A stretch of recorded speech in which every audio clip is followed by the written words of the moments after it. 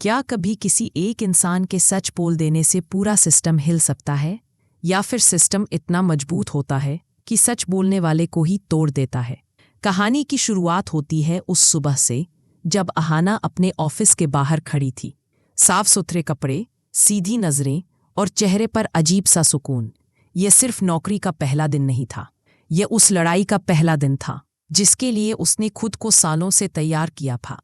जैसे ही अहाना ऑफिस के गेट के अंदर कदम रखती है, उसे कुछ अजीब सा महसूस होता है। हवा भारी है, दीवारों पर टंगे पोस्टर खोखले लगते हैं और लोगों की आंखों में ईमानदारी नहीं बल्कि डर और समझौते की चमक थी। कुछ ही मिनटों में अहाना समझ जाती है ये ऑफिस वेलफेयर के नाम पर चलता है, लेकिन अंदर से पूरी तरह सड़ा हुआ है। बॉस अपनी बड़ी सी कुर्सी पर आराम से टिके हुए मुस्कुराता है।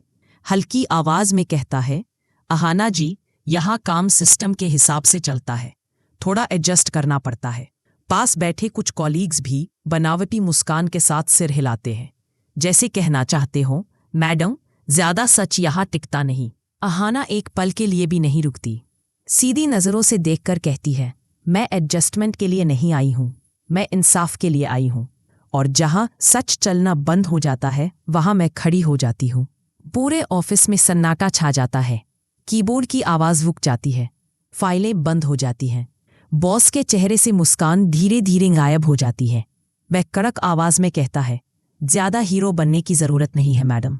अहाना फाइल बंद करते हुए शांत लेकिन मजबूत आवाज में जवाब देती है, हीरो मैं नहीं हूं, मेरी कुर्सी का फर्ज है। और उसी पल से ऑफिस के अंदर अहाना के लिए मुश्किलों की कहानी शुरू हो जाती है। उधर बड़े घर में माहौल कुछ और ही था।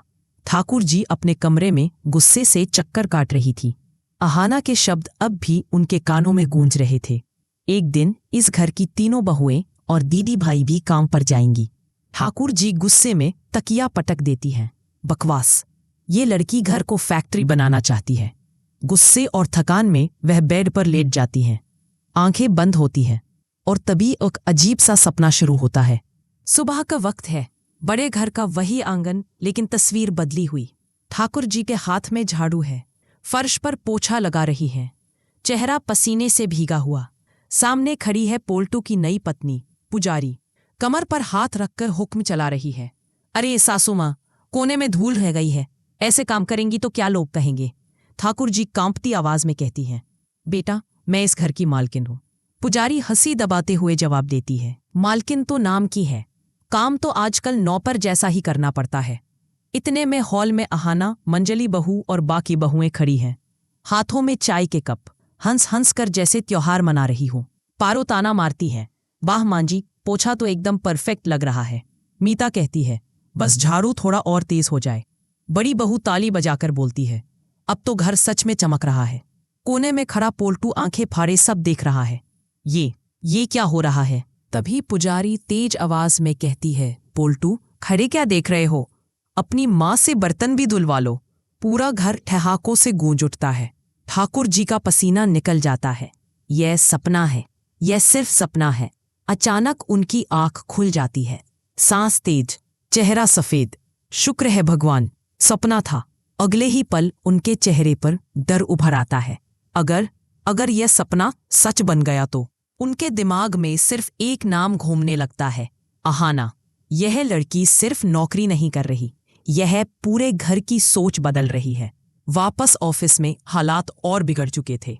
अहाना के सामने जानबूझकर गलत फाइलें रखी जा रही थी, गलत साइन करवाने की कोशिश हो रही थी, हर कदम पर दबाव बनाया जा रहा था। बॉस उसे बुलाकर साफ शब्दों में कहता है, या तो सिस्टम के साथ चलो या सिस्टम तुम्हें कुचल देगा। अहाना बिना नजर झुकाए जवाब देती है, मैं ना झुकती हूं ना बिकती हूं। बस यही से दुश्मनी खुलकर सामने आ जाती है। उधर बड़े घर में नया खेल शुरू होता है।